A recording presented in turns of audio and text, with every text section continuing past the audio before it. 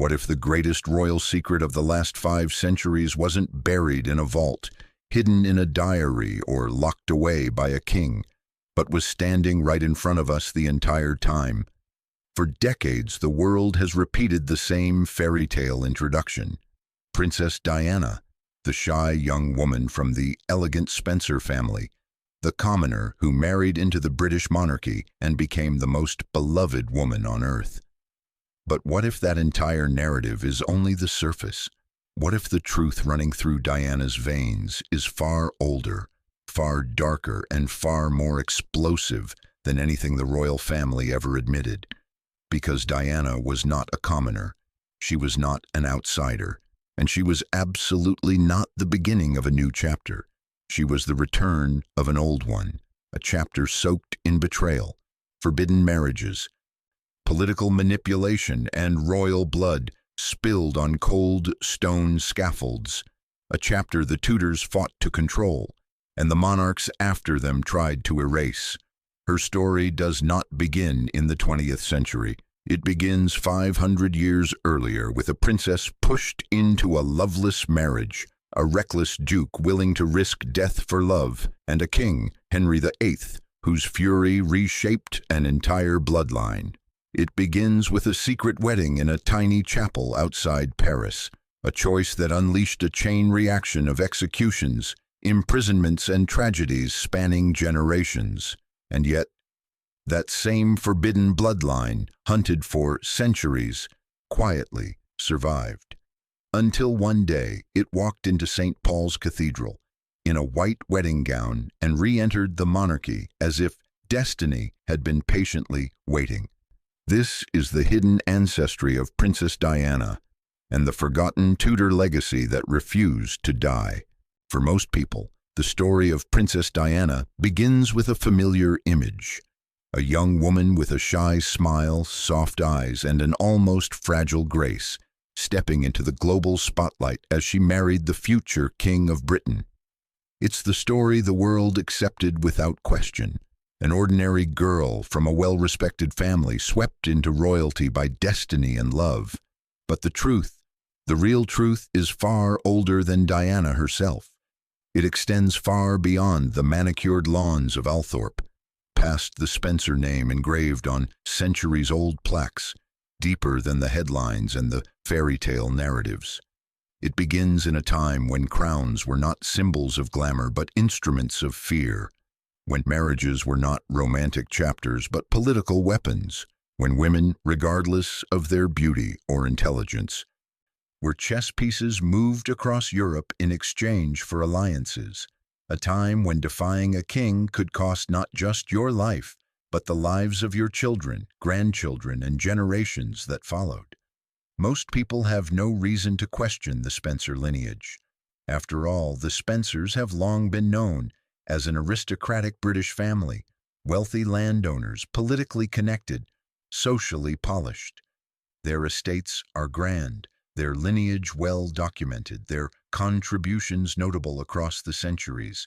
But somewhere behind the gilded frames and polished titles lies a chapter that is far less elegant, a chapter deliberately silenced, hidden in footnotes, and overshadowed by louder, safer histories. This forgotten chapter carries a name that once shook Europe: Tudor.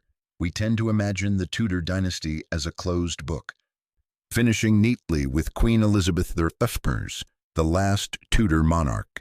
History textbooks present it that way, a line that rose in dramatic fashion and fell with equal intensity, leaving behind legends, ruins, and countless dramatizations.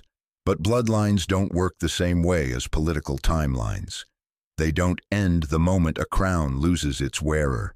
Bloodlines survive through marriages, through forgotten daughters, through quiet unions that take place far away from royal courts.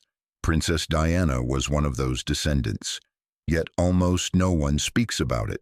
Why? Because the story behind that connection isn't soft or glamorous. It's not the kind of ancestry that fits neatly into royal documentaries or wedding commentaries. It's a story filled with political retaliation, secret vows, betrayals masked as statecraft, and a ripple of tragedies stretching across centuries. To understand Diana's true ancestry, we have to rewind the clock nearly 500 years to a world where monarchs used their siblings to build empires, where alliances were signed with rings instead of ink, and where one woman's decision to follow her heart sparked a multi-generational chain reaction. It is in this world that the forgotten branch of the Tudor line began, the branch that would eventually lead to Diana Spencer. The root of this story is Mary Tudor, the younger sister of Henry VIII. Unlike the king's 6 wives, whose fates are infamous, Mary's legacy remained quieter, though just as dramatic. History remembers her beauty, her charm, and her role as a pawn in Europe's political games. But what history often forgets is the impact of Mary's rebellion, a single personal choice that altered the course of English succession, provoked the wrath of Henry VIII, and marked her descendants, including Princess Diana, with a silent but relentless burden. Mary's life reads like the blueprint for a classic tragedy, a young woman born into unimaginable privilege, bound by duty, traded to a king she did not love, and then, upon gaining freedom, risking everything for a man who never should have been her husband. She wasn't merely Henry VIII's sister, she was his bargaining chip, his diplomatic leverage, and his prized possession. When Mary made a choice that undermined Henry's authority, he responded with the same cold fury that defined his reign. He stripped her children of rights, monitored her household, and punished her family for generations. And yet, Mary's bloodline endured. It endured execution, betrayal, political exile, imprisonment, and royal scrutiny. It endured the downfall of Lady Jane Grey, the suffering of Catherine Grey, and the quiet erasure of Mary Grey. It endured being pushed out of the royal arena, diluted into gentry, and folded into families who were far from the world of crowns and courts. These descendants became parish priests, merchants, minor nobles, and landowners, the kind of people history rarely documents with enthusiasm. Eventually, that lineage merged into the Spencer family, the same Spencers who would later give birth to the woman the media called the People's Princess. Understanding this hidden ancestry changes the way we see Diana's story, her compassion, her defiance, her willingness to speak truth even when it placed her at odds with institutions. These traits no longer feel like coincidences. They feel like echoes of Mary Tudor's courage, of Frances Brandon's resilience, of Jane Grey's grace under unimaginable pressure, of Catherine and Mary Grey's quiet endurance. Diana did not enter the royal family as an outsider. She returned to it carrying the blood of a dynasty the crown itself once tried to suppress. And this is where the story truly begins. Not with Diana's childhood in Norfolk, not with her wedding watched by millions, but with a forgotten princess making an impossible choice in the early 1500s. A choice that would define her descendants for centuries. A choice that would eventually bring her legacy back into the monarchy through a young woman who had no idea she was completing a historical circle. Before Diana became an icon, before she became a tragedy, before she became a symbol of empathy and strength, she was the heir to a forbidden story, a story that refused to disappear, a story waiting to be awakened, a story that begins now. To understand the hidden bloodline that would one day flow into Princess Diana, we must step back into a world nearly unrecognizable to us today, a world shaped by alliances, arranged marriages, and royal siblings who rarely had control over their own lives. This world belonged to the Tudor dynasty, a family whose power dominated 16th century Europe, whose internal conflicts shaped England's future, and whose decisions carried consequences that rippled through centuries. At the center of this forgotten chapter stands Mary Tudor, the younger sister of Henry VIII. Mary was born into privilege, but the kind of privilege that came with invisible chains. From a young age, chroniclers wrote about her beauty: hair likened to spun gold, eyes bright and expressive, a presence that softened even the sternest faces at court. Being beautiful, however, was not a blessing for a Tudor princess. It made her valuable. Valuable meant she could be traded, and being traded meant her life would never truly belong to her. Henry VIII adored her. As a young prince, he called her his Pearl, a nickname that sounded affectionate but carried a sharper meaning. Pearls are precious things to be guarded, displayed, and used when needed. Mary was not raised to choose her own future. She was raised knowing her fate would be negotiated in rooms she would never enter, by men who would never ask what she wanted. In 1514, political winds shifted dramatically. England needed stronger ties on the continent, and France, ruled at the time by King Louis XIV, sought a marriage alliance to stabilize diplomatic tensions. Louis XIV was over 50, strained by poor health, and desperate for a bride whose youth symbolized renewal. Mary, at just 18, became that symbol. The arrangement was swift and unapologetic. Mary would leave England, marry Louis, and play her role as Queen of France. Her personal feelings were irrelevant. Her life, in the eyes of the court, had always been a tool for strategy. With the decision made, Mary found herself preparing to cross the Channel, leaving behind not only her home, but the man she had secretly fallen in love with, Charles Brandon, the Duke of Suffolk. Charles was everything the political world of Europe was not. Warm, charismatic, loyal, and deeply connected to Henry VIII. He had earned the king's trust through years of service, military accomplishments, and unwavering companionship. But despite his closeness to the throne, he was not a suitable match for a princess. Royal blood demanded royal alliances, and Brandon, no matter how admired, possessed neither royal lineage nor political value abroad. Yet Mary loved him, and before she left for France, she extracted from him a promise, one that was bold, daring, and incredibly dangerous. If Louis XIV were to die and Mary became a widow, she would choose her second husband for herself. She would choose Brandon. It was an extraordinary vow, and it set the stage for one of the most audacious acts of defiance in Tudor history. When Mary arrived in France, the transition was harsh and immediate. She entered a world filled with foreign customs, suspicious courtiers, and cold stone corridors that seemed to swallow warmth. One English guard later told his son that Mary's laughter was the only thing that brightened the halls of the French court. But behind that laughter was a quiet dread. Mary knew Louis XIV's health was deteriorating rapidly. She knew her marriage was temporary, and she knew the moment Louis died, her fate would once again be in Henry's hands. Louis XIV died after only 82 days of marriage. Mary's time as Queen of France ended almost as quickly as it began. But widowhood was not freedom, at least not in the Tudor sense. Widowed queens were political prizes. The King of England would not allow his sister to remain unaligned, unmarried, or uncontrolled. A new husband would be chosen for her, one who strengthened England's position in Europe, and Mary knew with painful clarity that she would never be permitted to choose Charles Brandon unless she acted before Henry could.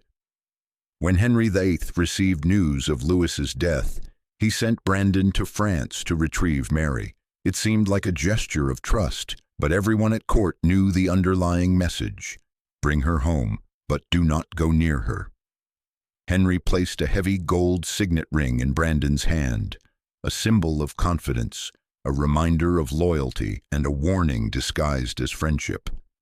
Brandon's journey to France must have been a battle between heart and duty. Scholars often speculate that no man in Tudor England, except perhaps Thomas More, had been closer to Henry VIII than Charles Brandon. Their friendship had been built over years of shared ambition and mutual respect. But loyalty to the crown was set against something deeper, his promise to Mary and his own desire to be with her. When Brandon arrived, he found Mary shrouded in mourning attire. Witness accounts describe their reunion not as dramatic passion, but as something far more human, a moment of silent recognition, a shared burden, a realization that both their lives depended on the choice they were about to make. Mary did not waste time. She confronted Brandon directly, reminding him of his vow. But this was not a romantic appeal, it was a political one. Mary understood the danger better than anyone. If Brandon refused her, Henry could marry her to a foreign prince. If Brandon accepted her, Henry could accuse him of treason. She placed him in a position where refusing her would be just as deadly as disobeying the king. Her strategy was clear: force the action before Henry could intervene. And so, in a small chapel near Paris, with only a frail priest and a handful of witnesses, Mary Tudor and Charles Brandon married in secret. A gust of wind blew the chapel doors open, extinguishing half the candles. Chroniclers of the time, ever superstitious, recorded the moment as an omen of the storm that would soon follow. Their wedding marked not the beginning of a joyful union, but the beginning of a perilous journey. They knew Henry VIII's wrath was inevitable. They knew punishment awaited them in England. But their choice, rooted in love, defiance, and desperation, would ignite a chain of events that shaped generations. This was the moment the forgotten branch of the Tudor line began. This was the decision that would echo through centuries, through executions, imprisonments, political manipulations, quiet erasures, and ultimately through the birth of a girl named Diana Spencer. A girl who knew nothing of the storm her ancestors once survived.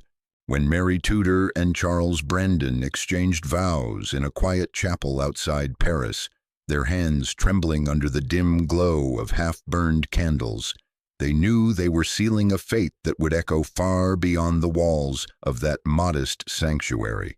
It was not a moment of triumph. It was not the beginning of a blissful life. It was an act of survival, one fueled by love, desperation, and an acute awareness that every path before them carried danger. But now that the vow was spoken, now that the ring, borrowed, not forged, rested on Mary's finger, there was no return to the lives they once knew. The journey back to England began almost immediately. Both understood Henry VIII would learn of their union long before they reached London. Courtiers and ambassadors circulated news faster than ships, and every noble in Europe had reason to report directly to the English king. As Mary and Brandon boarded their vessel at Calais, the sea wind pushing their cloaks violently behind them, they carried not luggage, but consequences. Accounts from the time describe their crossing of the English Channel as a tense, frightening voyage. The ship groaned under every wave, the wood creaking like a warning, and to the couple it sounded like the sharpening of an executioner's axe. Neither Mary nor Brandon slept. They sat in silence, reviewing in their minds the accusations that would undoubtedly await them: treason, disobedience, betrayal of royal authority. Mary knew her brother's anger was unpredictable and absolute. Brandon knew the law offered no protection. To marry a royal princess without the king's consent was one of the gravest offenses a nobleman could commit. In the dim cabin light, Mary drafted letter after letter, pleas to Henry, reminding him of their childhood bond, reminding him of promises he once made to protect her, reminding him of her loyalty. Each letter was firm yet emotional, the tone carefully calibrated to soften the king's heart, without provoking his pride. Brandon wrote separately to Cardinal Wolsey, Henry's most trusted advisor and the man many at court called the other king. Brandon begged Wolsey for mercy, for diplomacy, for intervention, anything that might prevent the Tower from becoming their final destination. By the time they reached Dover, the coastline emerging through the morning fog, They expected some sign of Henry's reaction, armed guards, a contingent of soldiers, a royal escort, but what greeted them was worse. Nothing, no crowds, no welcome, no banners, only a handful of royal officials who refused to meet their eyes. It was a silence designed to intimidate. Sir Giles, the highest-ranking official present, bowed stiffly to Mary but did not address her with the customary, "Your Grace," a deliberate slight that made Brandon's stomach twist.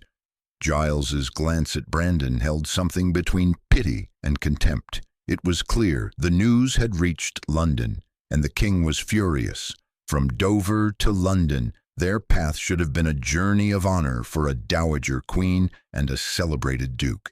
Instead, it resembled a slow procession toward judgment. At every stop, innkeepers and servants were under strict orders not to treat Mary as royalty. Doors were locked behind them.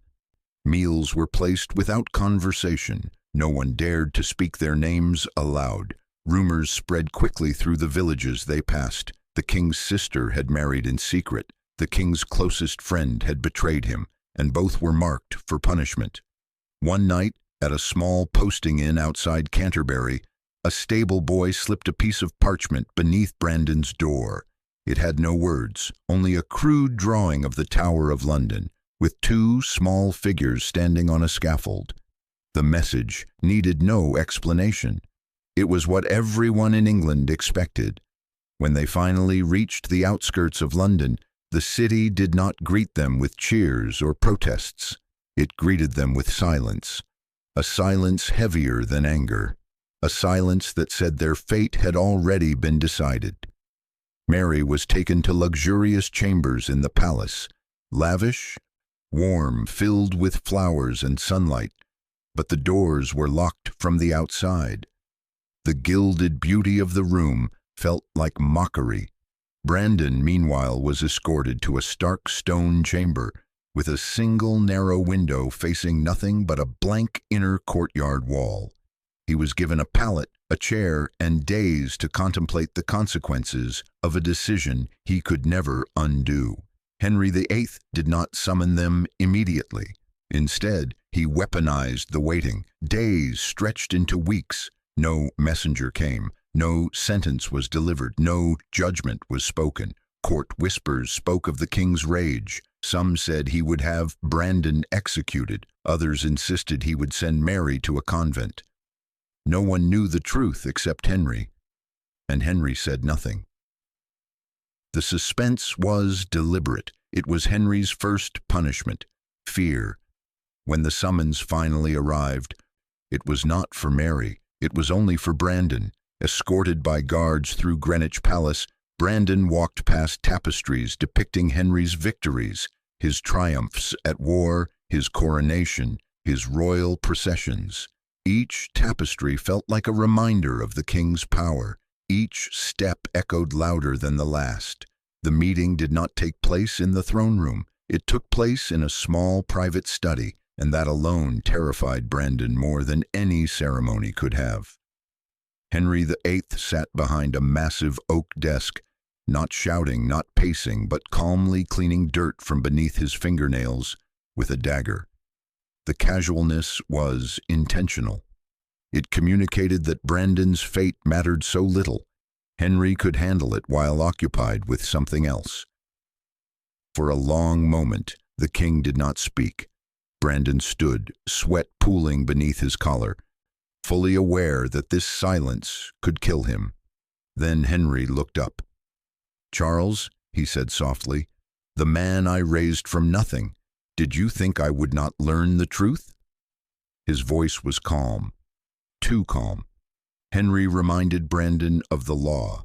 Marrying the king's sister without permission was treason, and treason meant death. Henry didn't need to yell because the law did the shouting for him. He described the executioner sharpening his axe every morning, wondering who his next victim would be. Brandon braced himself for the death sentence, but Henry had different intentions. He would not take Brandon's head.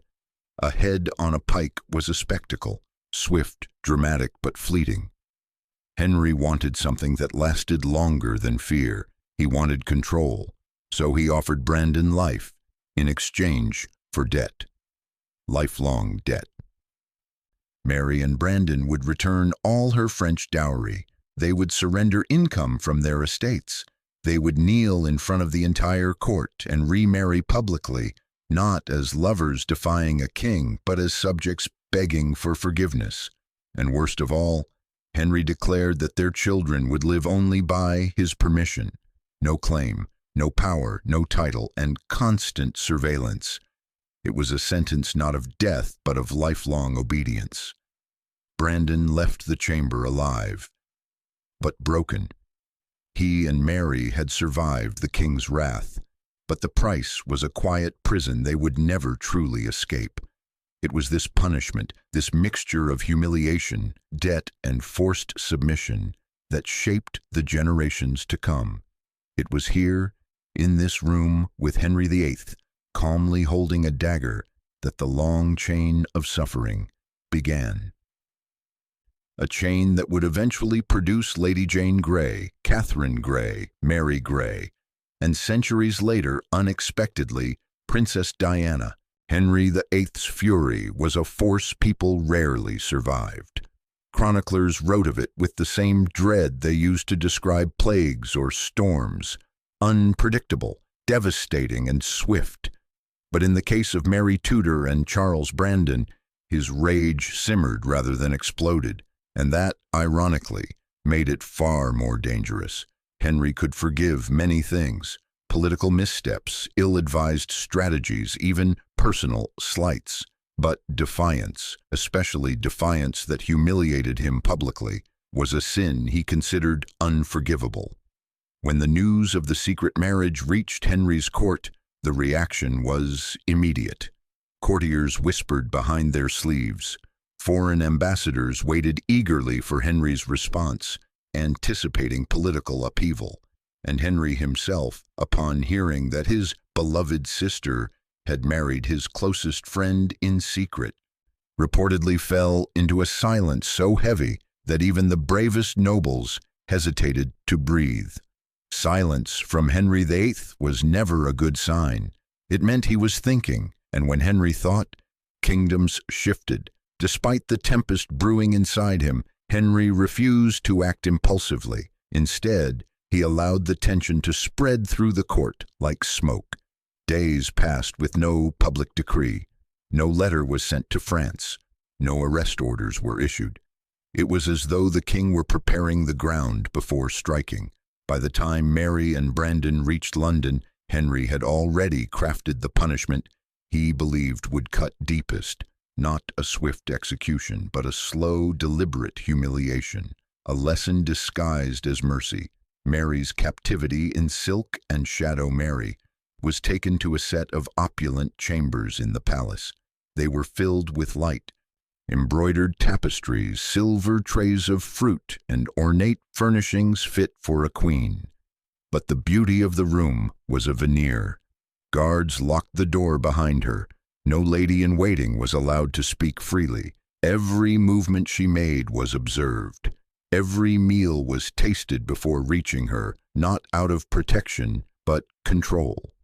She had lived in palaces all her life, but this was the first time she truly felt imprisoned. Mary's attendants recorded that she maintained grace despite the strain. She wrote letters, read scripture, and tried, unsuccessfully, to reach her brother. Each letter she sent was intercepted, reviewed, and stored away as evidence, though she did not know it at the time.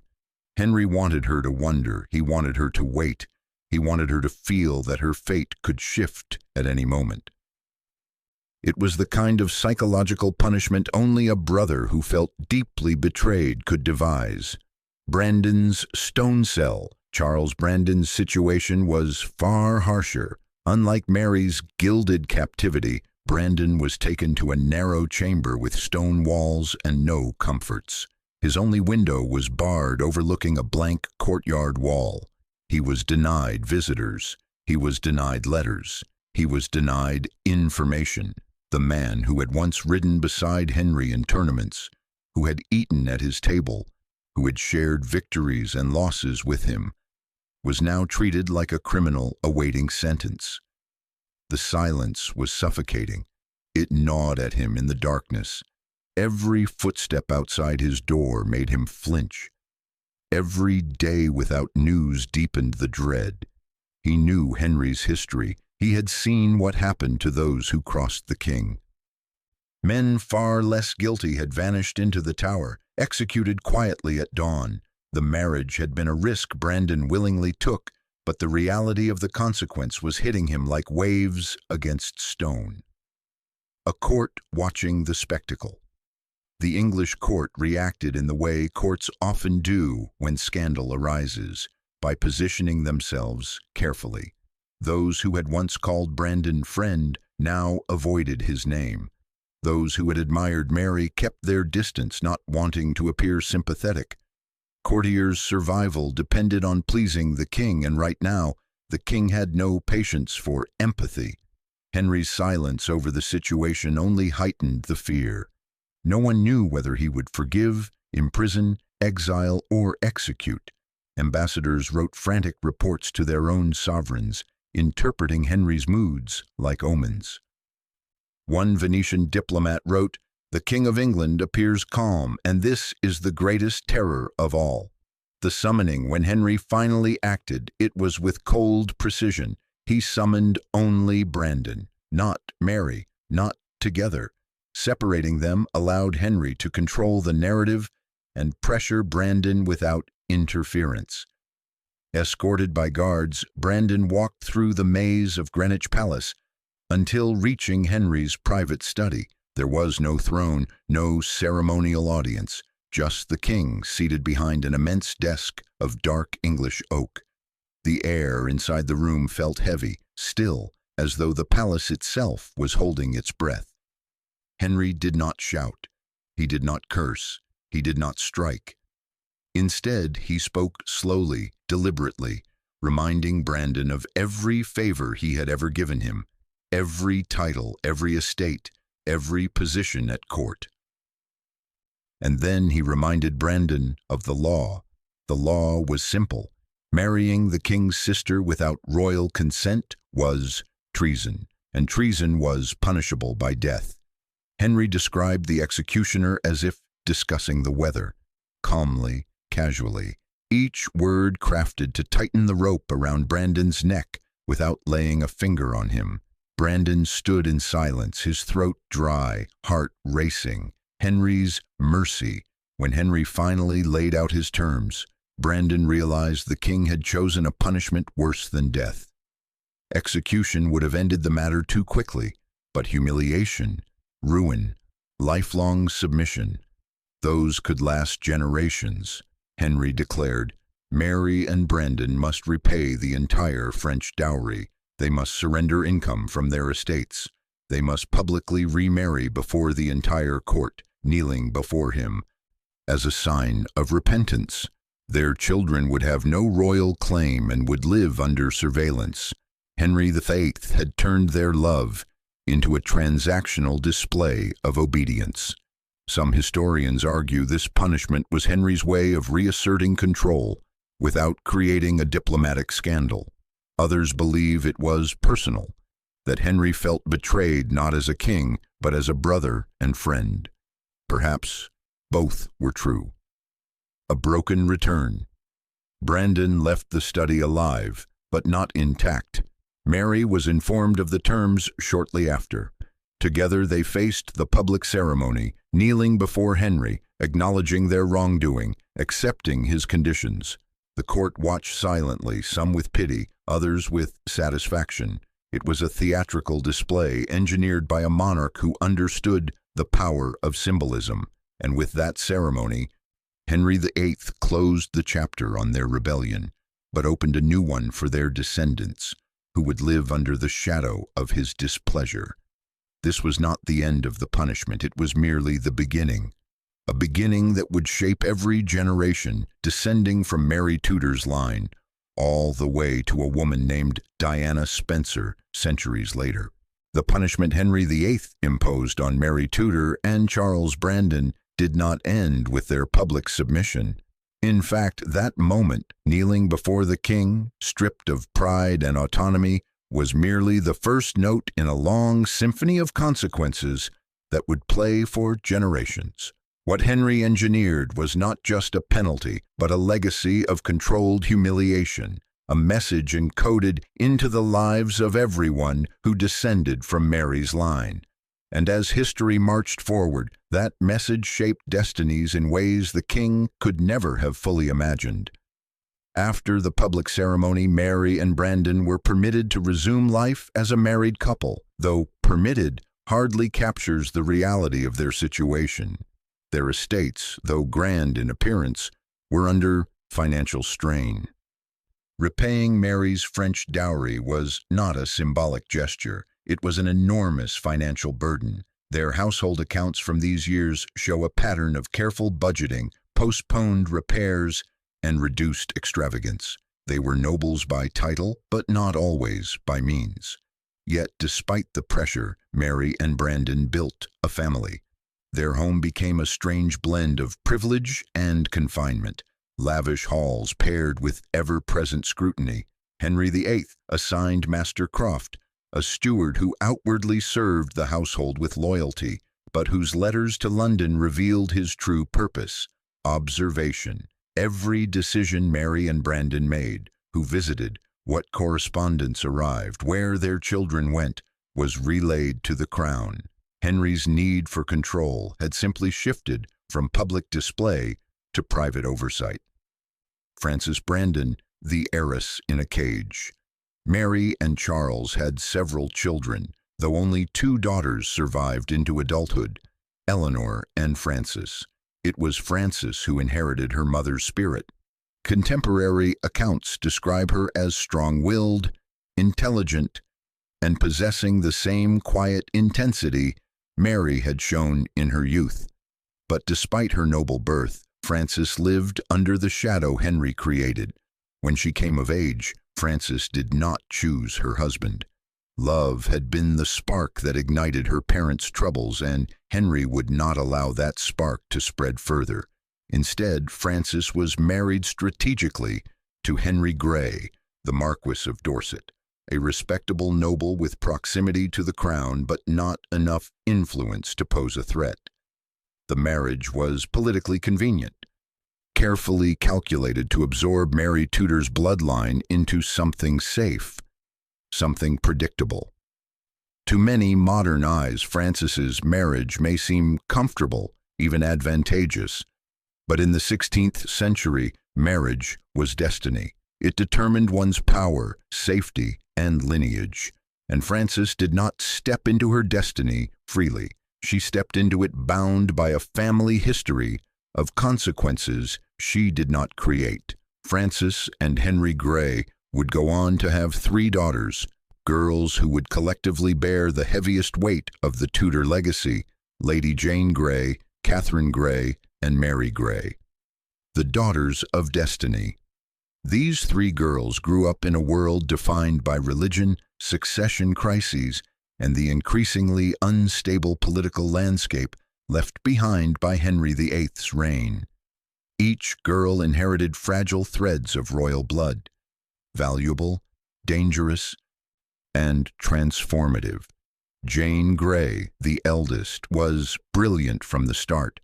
Tudors wrote that her mind was as quick as light upon water, and that she preferred her books more than the entertainments of courtly life. She had no ambition for power, no hunger for influence. She wanted the quiet life of a scholar, a path rarely allowed for women of her station. But history rarely respects personal desires. When Edward VI, Henry VIII's only legitimate son, became gravely ill, the future of England teetered on uncertainty. Powerful Protestant lords feared that Mary Tudor, the king's Catholic half-sister, would ascend the throne. In their desperation, they looked to Jane Grey, a girl with Tudor blood but Protestant upbringing, a girl whose claim, though tenuous, offered them the hope of preserving their influence. Jane was drawn into the plot quietly, reluctantly, Her parents and political allies pressured her into marrying Guilford Dudley, the son of the ambitious Duke of Northumberland. The marriage was not about love, it was about positioning. And when Edward died, Jane was proclaimed Queen of England at just 16 years old. This moment marked the tragic blooming of Henry VIII's long-laid consequences. Jane's rise was not her own accomplishment. It was the inevitable collision of lineage, politics, and the punishment Henry inflicted decades earlier. Because Mary Tudor defied a king, Jane Grey now found herself placed on a throne she did not seek. But England did not support her. The people rallied behind Mary Tudor, the rightful heir. Within 9 days, Jane's reign ended. She was imprisoned in the Tower of London, the same fortress Henry VIII had so often used as a tool of discipline. Her parents pleaded for mercy for themselves, and Jane, at 17, walked calmly to her execution. Her death was the most brutal result of Henry's wrath, not because he ordered it, but because the chain he forged through Mary Tudor's punishment placed her descendants in the direct line of political fire. Catherine Grey, beauty in a cage. Jane's sister Catherine inherited the same dangerous Tudor blood, but her story was shaped by emotion rather than intellect. Catherine was known for her beauty, vivacious, charming, and admired by many at court. Under Elizabeth I, she became an even greater threat. Elizabeth refused to name an heir, and Catherine's lineage made her a candidate for the succession. For Catherine, love would become her downfall. She secretly married Edward Seymour, a nobleman also connected to the Tudor line. When Catherine became pregnant, the secret unraveled. Elizabeth was enraged, not only by the marriage itself, but by the possibility that Catherine had produced an heir who could one day rival the Queen's authority. Catherine was imprisoned, moved from one bleak residence to another, denied her husband's company, and separated from her children. She died at 27, officially of consumption, unofficially of despair. Her story, once again, traced the shadow of a punishment imposed long before she was born. Mary Grey, the final echo. The youngest sister, Mary Grey, lived a quieter life, but endured the same curse. Born with a spinal deformity and dwarfism, she was underestimated by the court, seen as harmless, insignificant, and unlikely to impact succession. Yet she too dared to marry for love, choosing a man far below her station, the Queen's own Sergeant Porter. The marriage outraged Elizabeth I. Mary was placed under house arrest, separated from her husband, and allowed no influence at court. She died in obscurity, another casualty of a family legacy shaped by political control. A bloodline forced to bend. By the time Mary Tudor's grandchildren had passed, the message was clear. This family, marked by the king's displeasure, would not be allowed to rise again. Their claims were stripped, their legitimacy questioned, their marriages forbidden or controlled, their fates entangled with suspicion, punishment, or political dismissal. And yet, despite suppression, despite tragedy, the bloodline endured. It seeped quietly into the veins of lesser nobles, country gentry, local families. It changed names, it shifted homes. It buried itself in quiet estates and parish records. It learned to survive by being still, silent, and unnoticed. Eventually, it would merge with the Spencers, and centuries after Henry VIII tried to suffocate this lineage, the blood he once feared would return to the center of the monarchy through a woman named Diana Spencer, who had no idea she bore the weight of a 500-year-old story. Lady Jane Grey's story is often summarized in a single sentence: the Queen who lasted 9 days. But behind that brief, almost casual description lies a sequence of events shaped not by her own choices, but by the ambitions, fears, and political storms created generations earlier. Storms rooted in Mary Tudor's defiance and Henry VIII's determination to control every thread of his dynasty. Jane's life began in privilege, but not the comforting kind. Born into the Grey family, she was a granddaughter of Mary Tudor, and that connection alone made her valuable and dangerous. From her earliest days, Jane displayed a remarkable intellect. Tutors marveled at her ability to read classical texts, debate theology, and grasp abstract ideas with an ease that rivaled the educated men of her era. But her brilliance, far from earning her freedom, made her a tool in the hands of those who saw her as a gateway to power. To understand Jane's fate, we must first understand the context she was born into. A kingdom fractured along religious lines, where succession was not just about blood, but belief.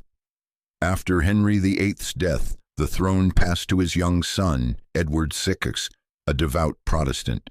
His reign, though brief, deepened the religious divide in England. When Edward fell gravely ill, the court panicked.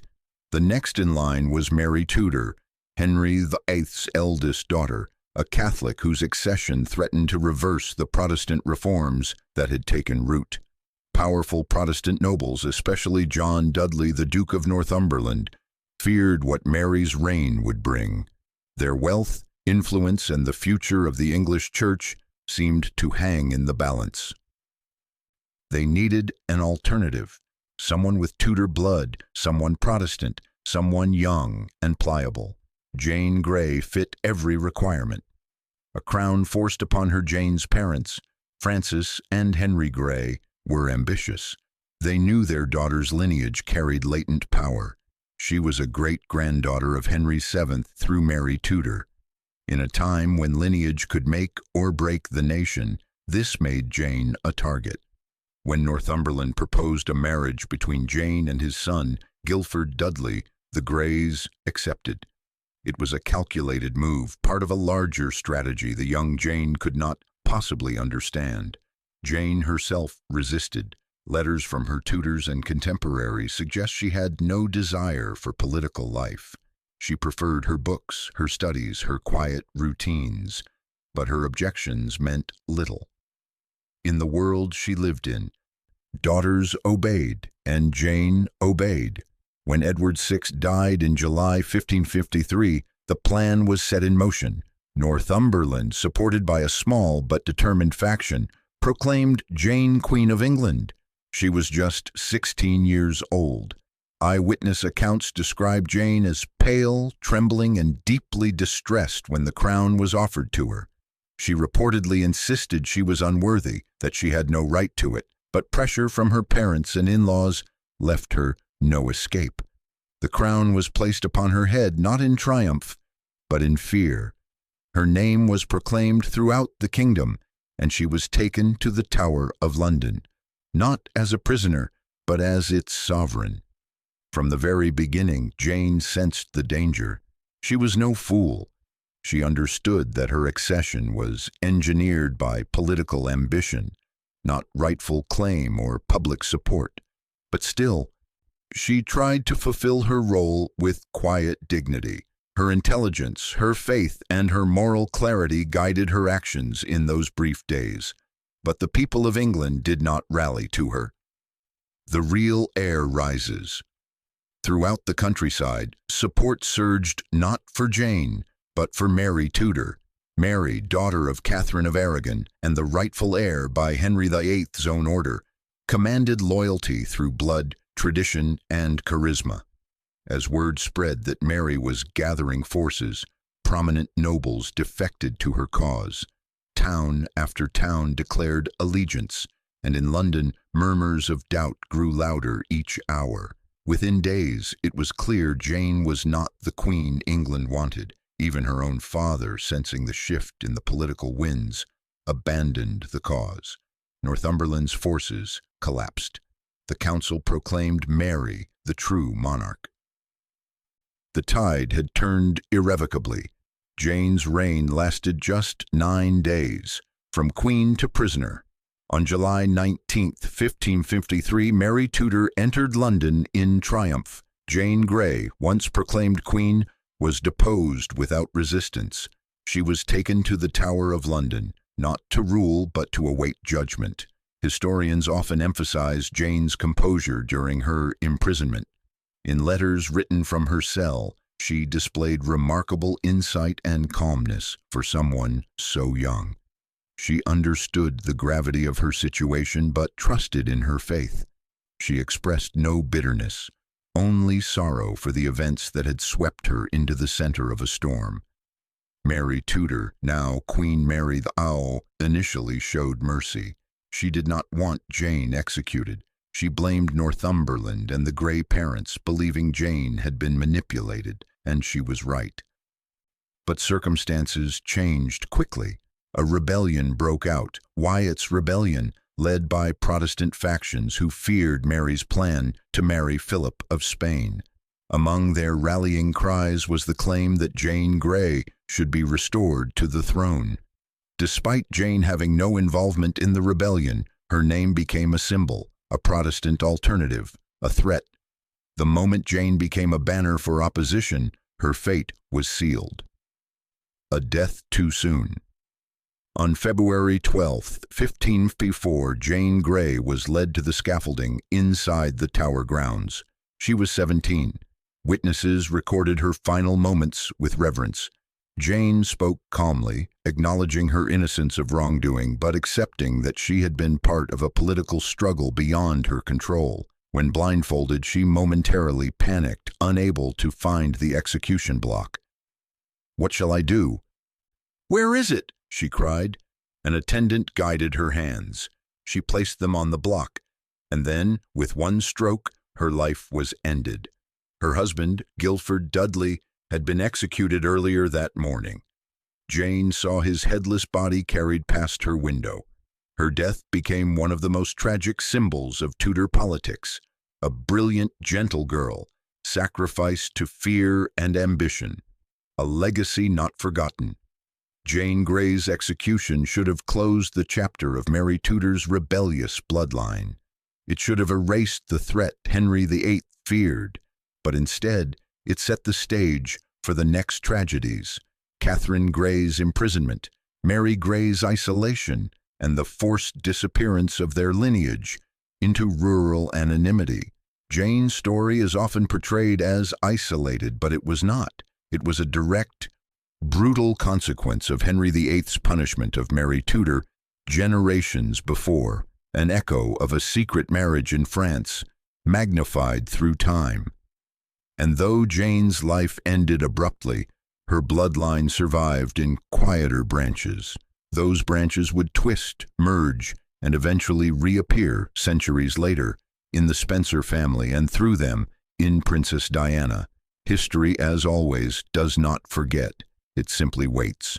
Lady Jane Grey's execution in 1554 should have marked the end of the political threat posed by Mary Tudor's bloodline. Jane had been the most prominent, the most educated, and the most visibly aligned with Protestant interests. Her death, in the eyes of Queen Mary the Rhine and her advisors, closed the door on any immediate challenge to the throne. But that assumption overlooked two crucial figures: Jane's younger sisters, Catherine Grey and Mary Grey, each carrying the same Tudor lineage, each destined to confront the weight of a legacy they never asked for. Their stories, though less well-known than Jane's, are perhaps even more haunting. Where Jane's tragedy unfolded quickly, 9 days as queen, months in prison, and a swift execution, Catherine and Mary endured slow-burning fates, years of imprisonment, emotional isolation, forbidden love, and steady erasure. Their lives reveal how deeply Henry VIII's long-ago punishment for Mary Tudor continued to ripple across generations, a kingdom without an heir. When Elizabeth I ascended the throne in 1558, England once again faced a crisis of succession. The young queen refused to marry, refused to name an heir, and refused to allow any alternative claimant to gather influence. Her reasoning was complex: fear of losing power, distrust of foreign princes, and an awareness of the political instability her father had unleashed. But one thing was certain: Anyone with Tudor blood was a potential threat. Catherine and Mary Grey, as granddaughters of Mary Tudor, were high on the list.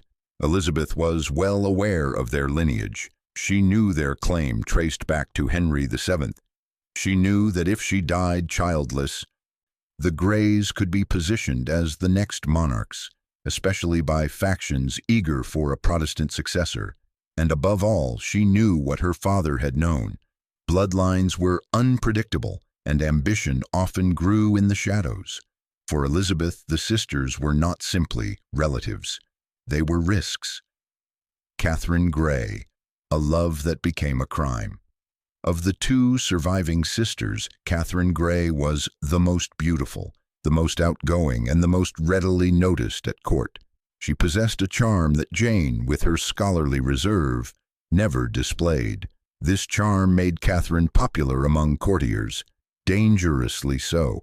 In a court ruled by suspicion, visibility was often fatal. At first, Elizabeth tolerated Catherine. She even included her in court events and ceremonies.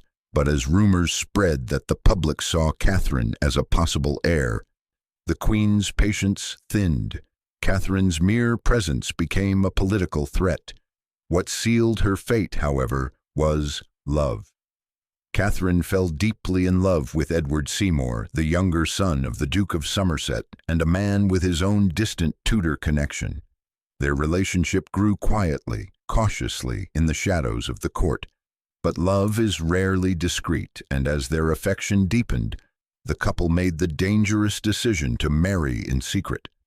They exchanged vows without royal permission, exactly the crime Mary Tudor and Charles Brandon had committed decades earlier. But the times were different, the stakes were higher, and the monarch was Elizabeth I, a queen famously intolerant of threats to her authority. When Catherine became pregnant, secrecy was no longer an option. Her condition revealed the marriage in the most undeniable way. Elizabeth exploded in outrage, not because she disapproved of the match itself, but because the marriage and the child that resulted from it represented a direct threat to her throne. A legitimate child with Tudor blood could become the focal point for rebellion. Elizabeth declared the marriage invalid. She declared Catherine's child illegitimate, and she ordered Catherine and Edward Seymour imprisoned separately. The punishment was not swift and brutal like Jane's. It was slow, methodical, and emotionally devastating. Catherine gave birth to her first son, Edward, while under confinement. She begged to see her husband.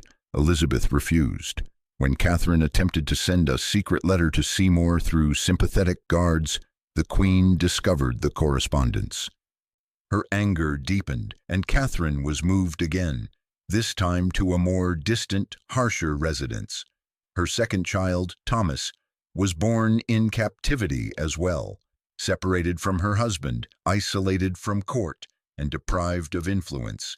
Catherine's health deteriorated under the weight of stress and grief. She died at the age of 27, officially from tuberculosis, though many historians believe heartbreak played an equal role. She left behind two sons who, despite having Tudor blood, were tainted by their mother's punishment. They would never be true contenders for the throne. They would grow up in obscurity, living quiet lives far from court, their lineage both blessing and curse. Mary Grey, a quiet defiance. While Catherine's tragedy was shaped by beauty and visible potential, her younger sister Mary Grey lived a different kind of hardship. Mary was born with dwarfism and a curved spine, physical differences that made her the subject of mockery and pity in a court that valued appearance, symmetry, and elegance. While Catherine was admired, Mary was overlooked. People assumed she posed no political threat, and for a time that invisibility offered a strange kind of freedom.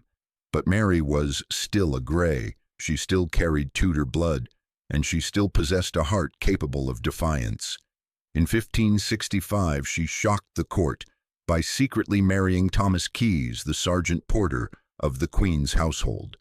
He was tall, strong, humble, and entirely beneath her social rank. The marriage was a personal choice, based on affection rather than political calculation. Elizabeth was furious, not because of Keyes's station, but because Mary had acted independently. Independence from a Tudor descendant was unacceptable. Elizabeth reacted the same way her father had reacted to Mary Tudor's rebellion, with uncompromising control. Mary was placed under house arrest, moved between various noble households, kept under tight supervision, and denied access to her husband. Thomas Keyes was sent to the Fleet prison, where his health deteriorated rapidly. He died a few years later, still separated from the woman he loved. Mary lived out her remaining years quietly. No rebellions formed in her name. No factions used her as a symbol. She died in relative obscurity at age 33.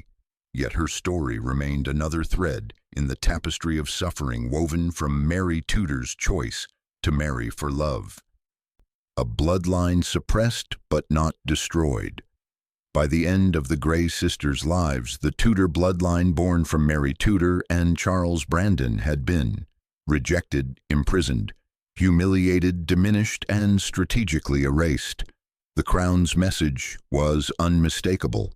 This line will not rise again. But it did rise, quietly. Catherine's surviving children married into the gentry, not the aristocracy. Their descendants became country landowners, local officials, clergymen, and respectable but politically irrelevant families.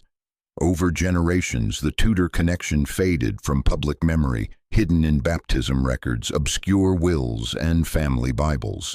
Hundreds of years later, through a series of marriages and mergers, this same lineage would join the Spencer family, and through the Spencers, it would re-enter the royal bloodstream in the most unexpected way, through a woman named Diana who would unknowingly inherit a legacy shaped by defiance, grief, and extraordinary resilience.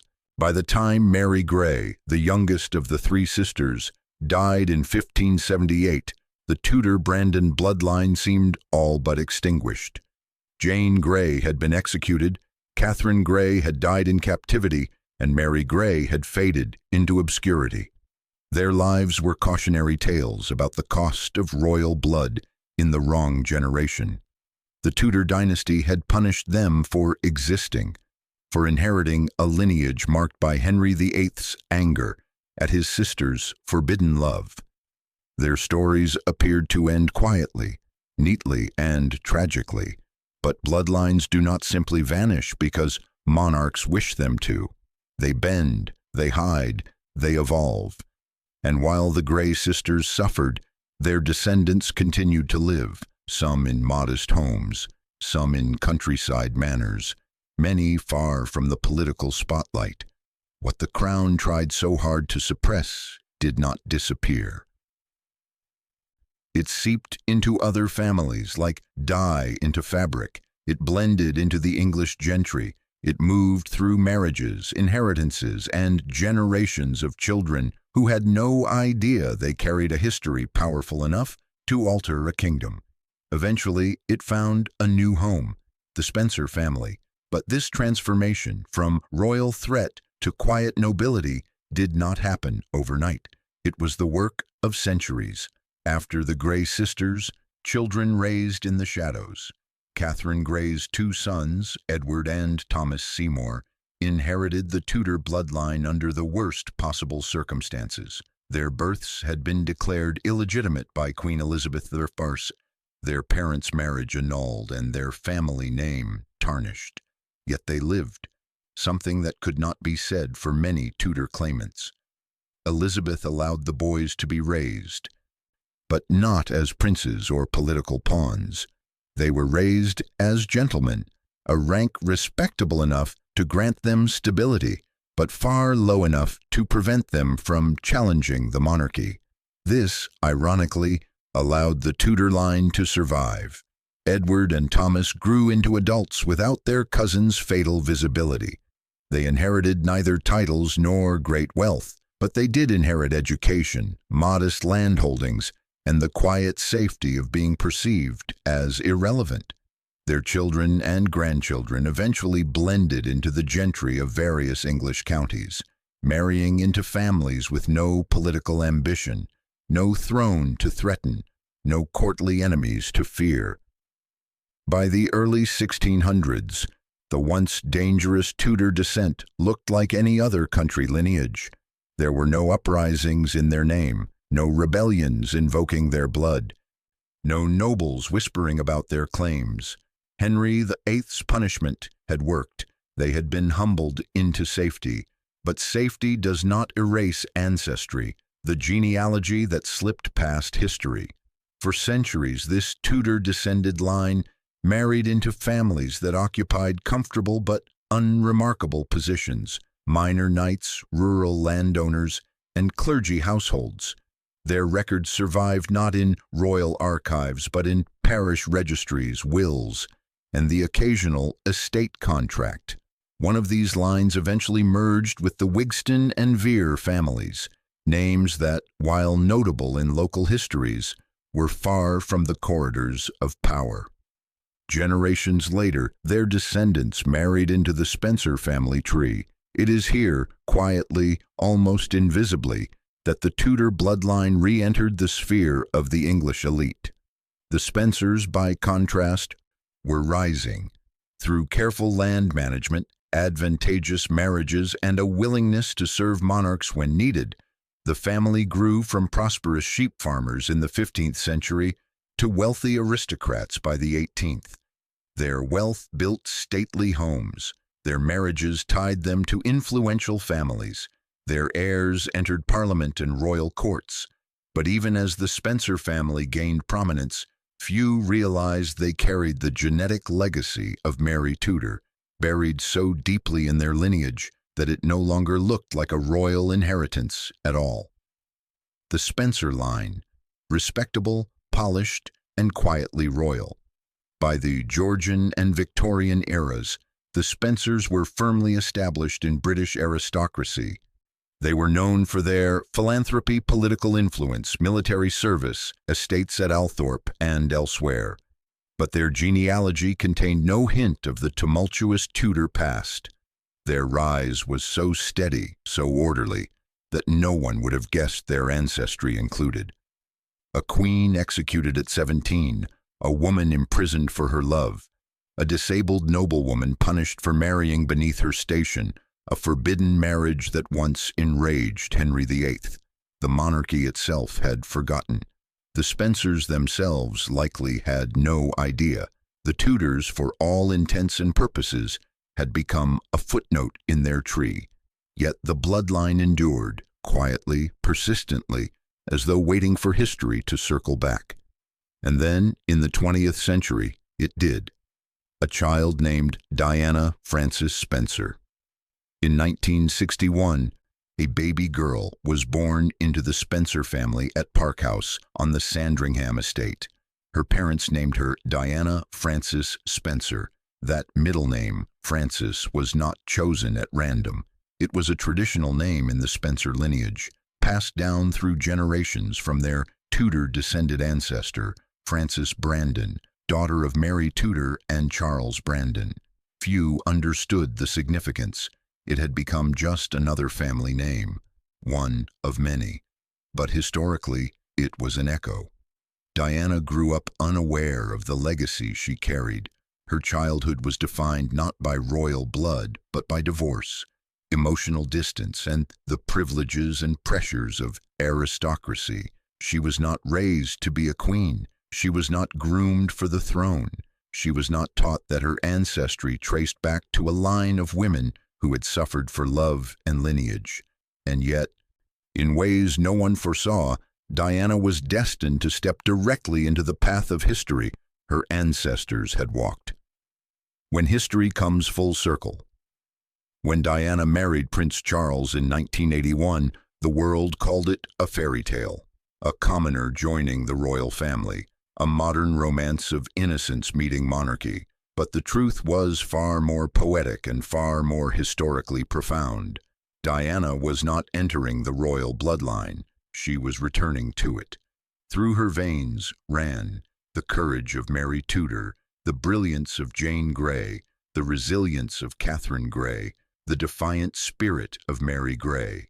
The same Tudor blood that Henry VIII had once feared, distrusted, and punished had made its way back to the monarchy, this time not as a threat but as the mother of a future king.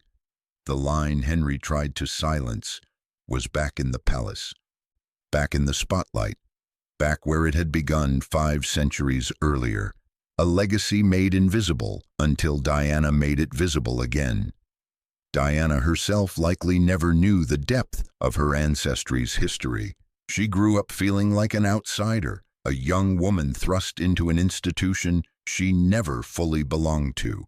Yet her compassion, her rebellious streak, her desire to break norms, and her uncanny ability to connect emotionally with the public all echoed the qualities of the Tudor women who came before her.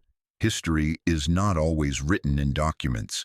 Sometimes it is written in personality, in instinct, in the way a person challenges the world around them. The Tudor-Brandon bloodline had spent centuries hiding, bending, surviving, and in Diana it found its voice again. By the time Diana Frances Spencer stepped into St. Paul's Cathedral on July 29, 1981, the world saw her as a modern Cinderella, an ordinary young woman plucked from a quiet, aristocratic upbringing to marry the heir to the British throne. Cameras flashed, crowds screamed, the train of her gown flowed like a river of silk through the cathedral, and the moment seemed to symbolize a bright, new chapter for the monarchy. But beneath the excitement and global fascination lay a story older than the crown she was about to marry into. Diana was not a commoner entering the royal family. She was the descendant of a bloodline the monarchy had once feared, a bloodline it had tried to suppress for generations, a bloodline born from Mary Tudor's forbidden marriage, a union Henry VIII had punished with meticulous cruelty. And now, 500 years later, that same line was walking back into the heart of the monarchy, wrapped in white satin and surrounded by the echo of church bells. History was quietly reclaiming its place. The hidden echoes in Diana's story. Diana lived most of her early life unaware of the centuries-old legacy woven into her family tree. Her upbringing was shaped more by the emotional distance of her parents than by any sense of historical grandeur. She grew up in the countryside, shy, gentle, and deeply perceptive. She adored children, struggled with insecurity, and longed for affection. But even without knowing it, Diana embodied traits that had defined the Tudor-Brandon women before her. Mary Tudor's defiant heart, Jane Grey's intelligence and moral clarity, Catherine Grey's emotional depth, Mary Grey's quiet resilience. These echoes were not mythic or supernatural. They were human patterns, shaped by generations of women who had endured love, loss, and political tension. Even as a teenager, Diana displayed a sensitivity and empathy that set her apart, traits that would later captivate the world and unsettle the institution she married into. A marriage that shifted royal history. When Diana married Prince Charles, the ceremony was more than the union of 2 individuals. It was the merging of 2 powerful histories. The Windsor line shaped by centuries of monarchy duty and expectations, and the buried Tudor line shaped by rebellion, punishment, and survival. The public saw only the glamorous surface. The monarchy saw a much-needed revitalizing figure. But history saw a circle closing. For the first time since the 1550s, a direct descendant of Mary Tudor, the woman whose marriage had enraged Henry VIII, was returning to the locus of power. It was not planned. It was not symbolic by design, but it was poetic in a way few eras ever witness. Diana's struggle inside the institution. Once Diana entered the royal household, she quickly discovered that being Princess of Wales was nothing like the fairy tale the world imagined.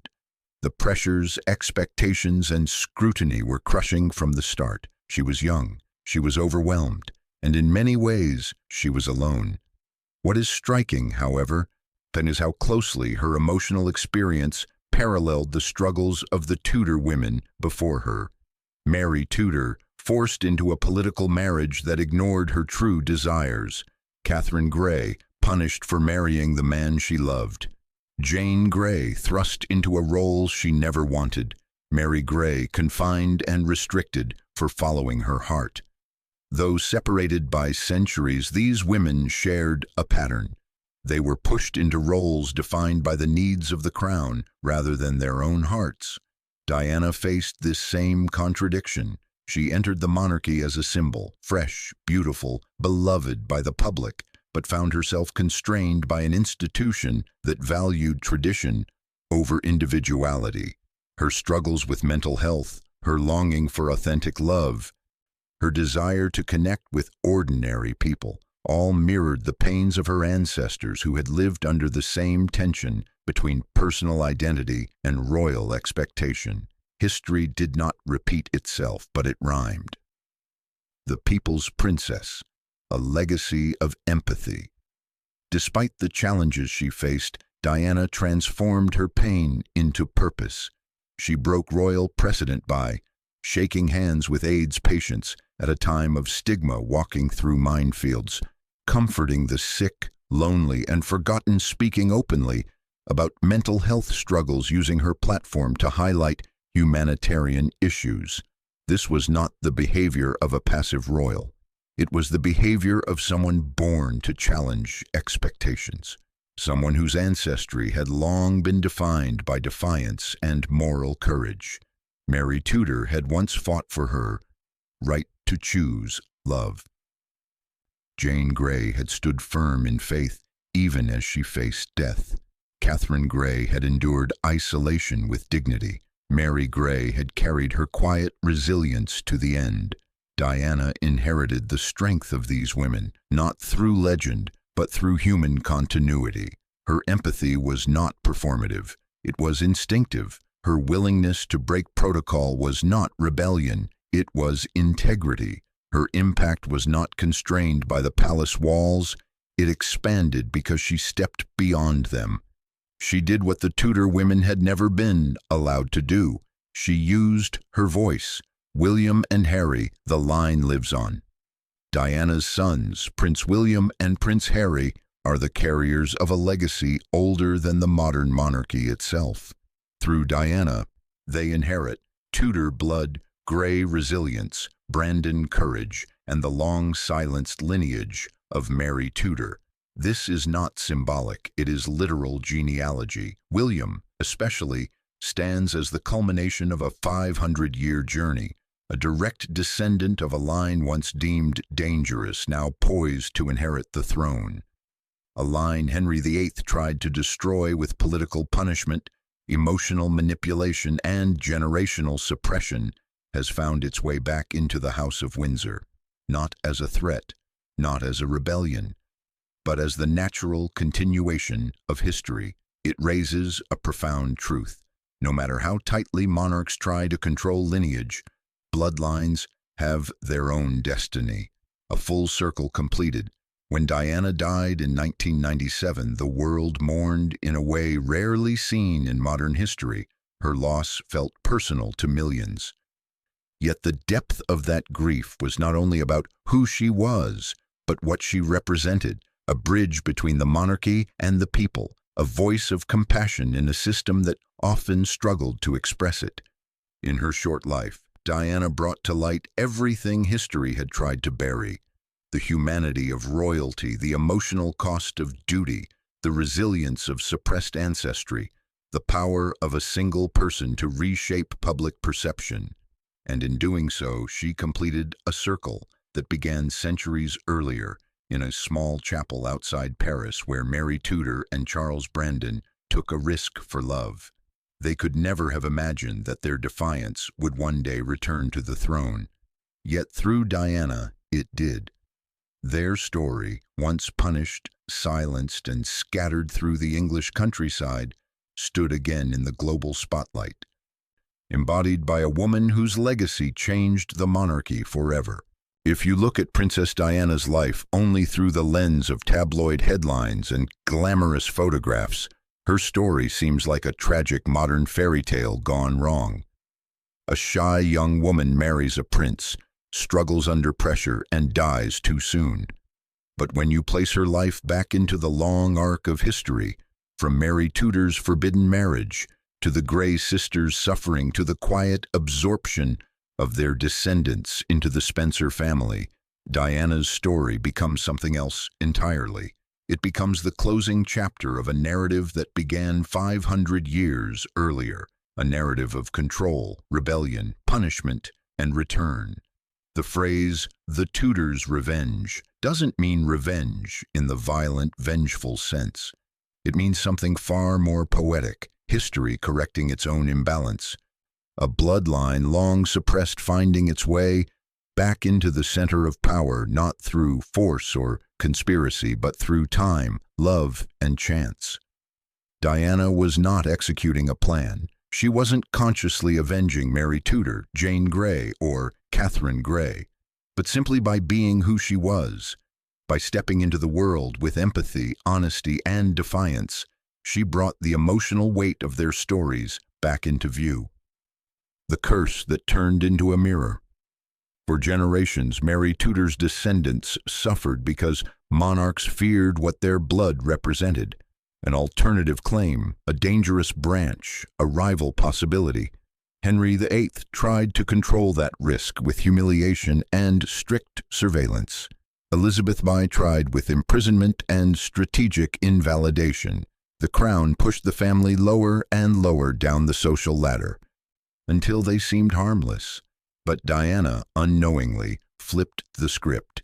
Instead of being used as a pawn in a succession crisis, she became something far more powerful, a mirror held up to the monarchy itself. The descendants of Mary Tudor had once been punished for threatening the crown's authority. Diana would not threaten the line of succession. She would do something more unsettling. She would challenge the way the institution related to the people it ruled.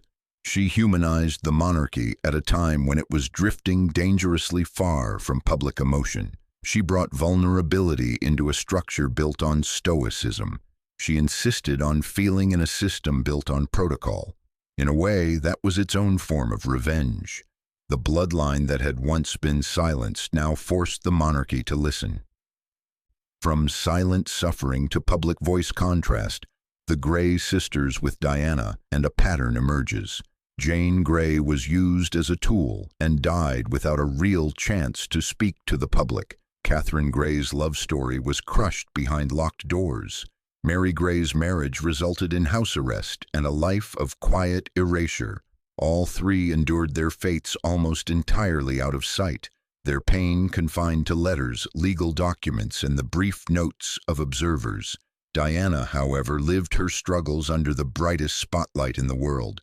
She spoke openly about loneliness inside the palace, the toll of public scrutiny, her struggles with eating disorders and mental health, the emotional cost of an unhappy marriage. These were not topics royalty traditionally addressed. But Diana refused the unspoken rule that suffering must remain hidden. Where her ancestors had been forced into silence, she chose transparency. It wasn't just cathartic, it was transformative. Millions of people recognized their own struggles in her words. The monarchy, for perhaps the first time, was forced to confront the idea that its members were not symbols, but human beings.